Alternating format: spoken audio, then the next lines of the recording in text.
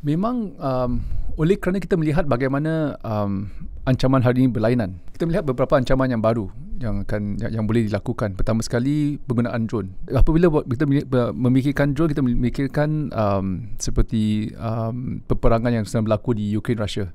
Yes. Tapi jika kita bayangkan teknologi seperti ini senang diperolehi, dia boleh digunakan oleh teroris juga. Jadi pengancam kita bukan saja pengancam military, tapi juga daripada civilian juga, yang boleh menggunakan teknologi seperti itu untuk menggebom Singapura, untuk membawa ancaman kepada rakyat kita. Yang kedua, jika dilihat dari segi teknologi, mungkin kita lihat ini bukan ancaman yang sedia ada hari ini, bukan clear and present danger. Tapi pada realiti ini adalah platform teknologi yang sedang berkembang. Lebih banyak lagi negara yang mempunyai keupayaan ini. Jadi Singapura kita harus terus menjadi first movers.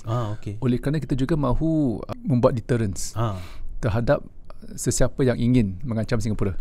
Ini cakap pasal deterrence ini kan. Dasar deterrence betul. Ini saya nak tanya ni.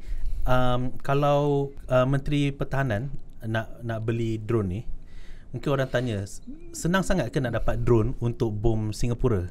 Itu pasal orang biasa ingat drone yang pergi dekat, beli dekat shopping mall gitu. Betul. Kan. Tapi sekarang kita nak cakap pasal ancaman drone pula. Ancaman drone. Is it that easy to dapatkan drone untuk bom sebuah negara atau satu tempat? Tak begitu susah.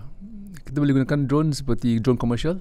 Jika kita lihat negara seperti Ukraine apabila memulakan peperangan itu, mereka menggunakan drone komersial biasa seperti DJI yang kita boleh beli dekat pasaran.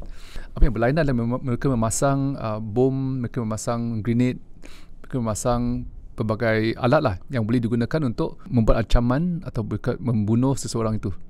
Senang gitu. Senang itu. Sebab itulah ancaman untuk kita. Ya, betul. And sekarang MINDEF sekarang tengah tingkatkan. Sekarang kita tingkatkan lagi ketahanan kita untuk supaya kita lebih bersedia, juga dapat membuat deterrence terhadap sesiapa yang ingin cuba mengancam Singapura.